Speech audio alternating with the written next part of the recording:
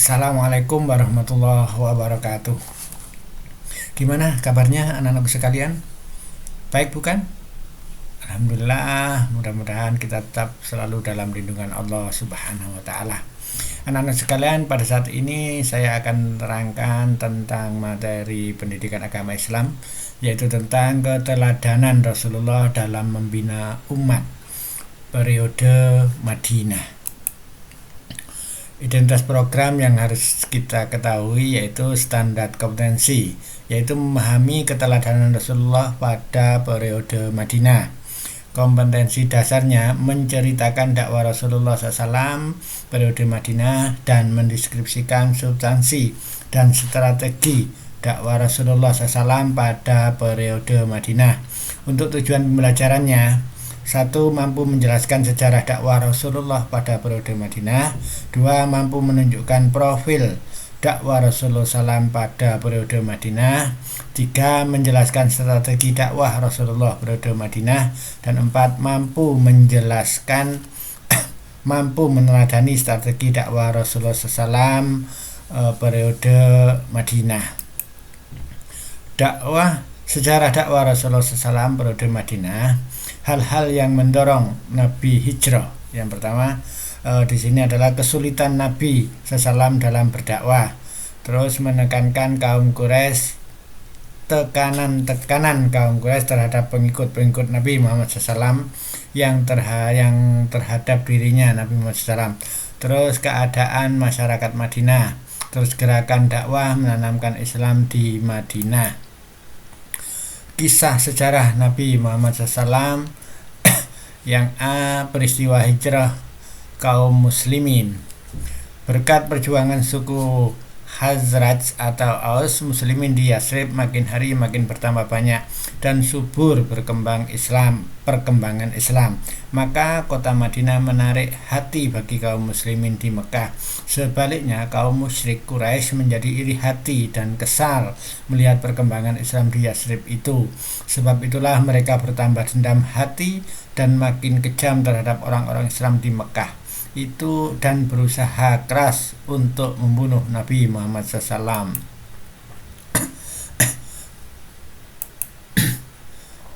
Sambutan penduduk Madinah. Kaum muslimin di Mekah makin hari makin banyak jumlahnya yang hijrah ke Madinah. Lebih-lebih setelah ada berita adanya Baitul Aqabah dan berita tentang Rasulullah SAW yang akan hijrah ke Madinah. Maka dengan rela umat Islam meninggalkan harta bendanya di Mekah demi keselamatan agamanya. Bahkan banyak juga yang hijrah tidak membawa bekal apa-apa. Tetapi setelah kaum muslimin di Mekah itu sampai di Madinah, ternyata tidak ada kesulitan bagi kaum muhajirin hidup di Madinah.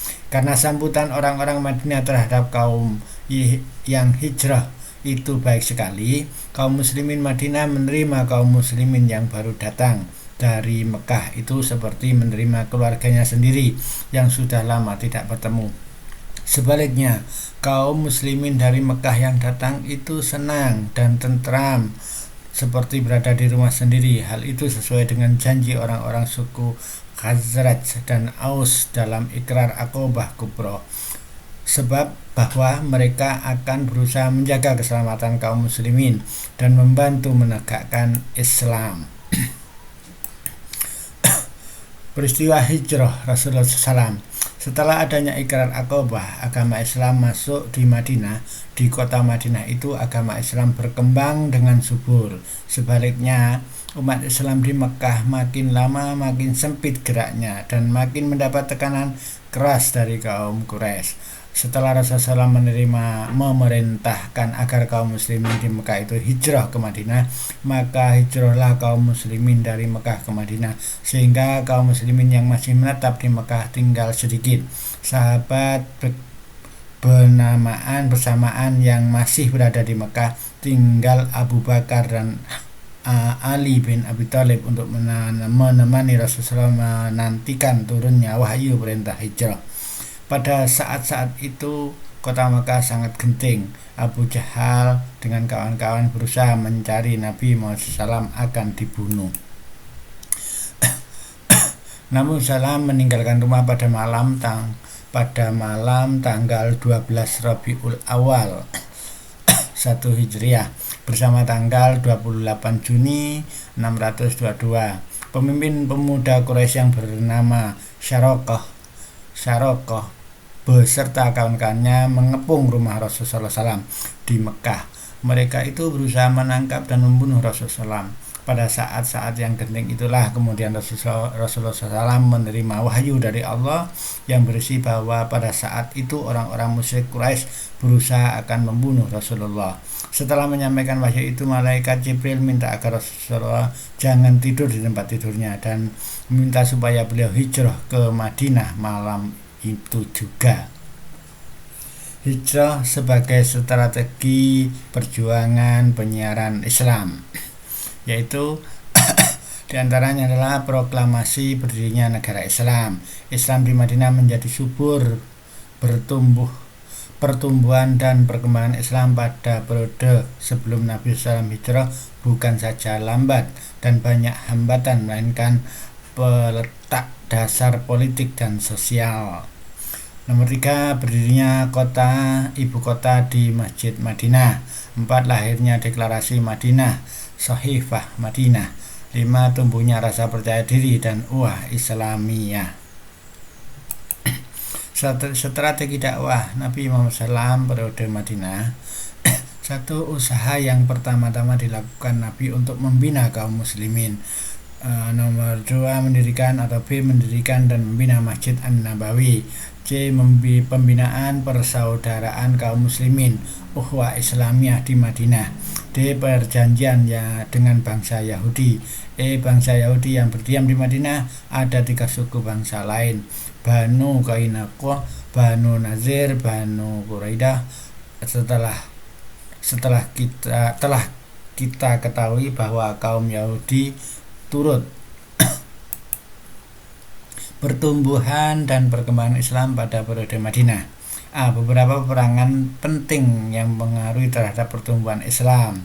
Ada 2 jenis peperangan pada zaman Rasulullah SAW, yaitu 1, Ghazwah, yaitu 1 peperangan kaum muslimin yang langsung dipimpin Rasulullah di medan perang. Perang Ghazwah itu berlangsung hingga 27 kali perang. Terus 2, Syariah, yaitu 1 peperangan yang tidak langsung dipimpin oleh Rasulullah di medan perang.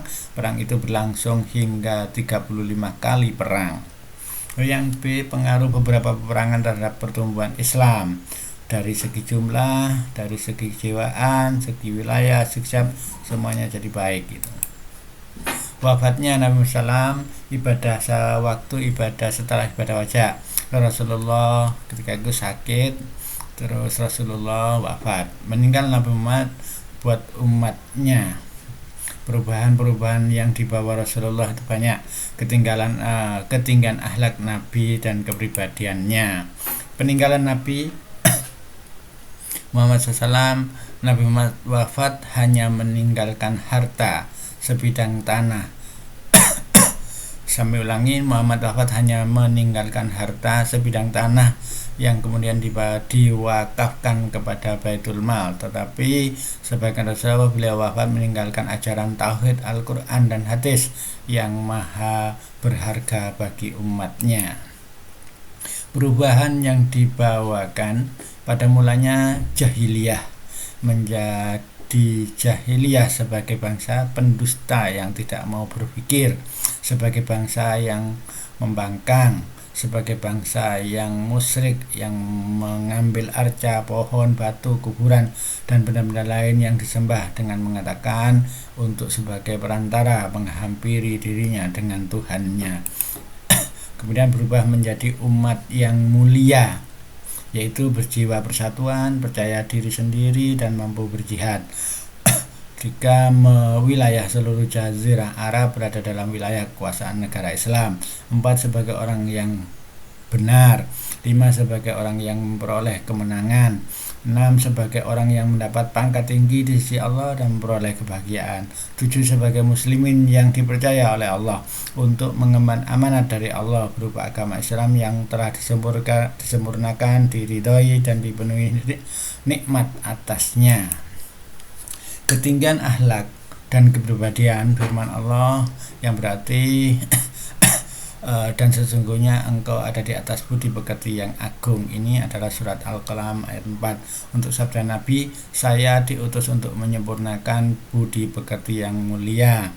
Dan juga ada saya dididik oleh Tuhanku dengan sebaik-baik pendidikan. Akhlaknya adalah Al-Quran, dan seluruh isi Al-Quran itu adalah akhlak Rasulullah sallallahu alaihi wasallam.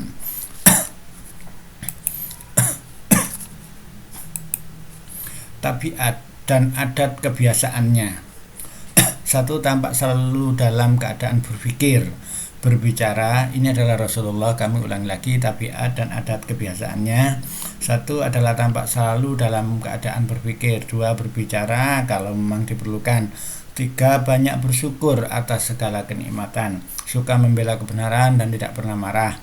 4, mengutamakan tamu daripada dirinya. 6, pemaaf terhadap siapapun yang pemurah serta penyayang.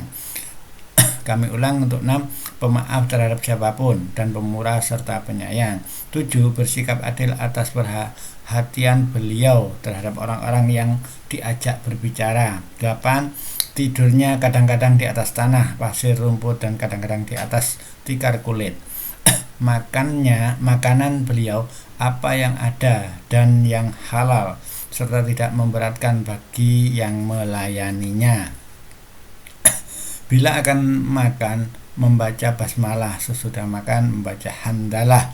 Demikian pula dia minum. Nabi gemar mengenakan kemeja panjang atau jubah.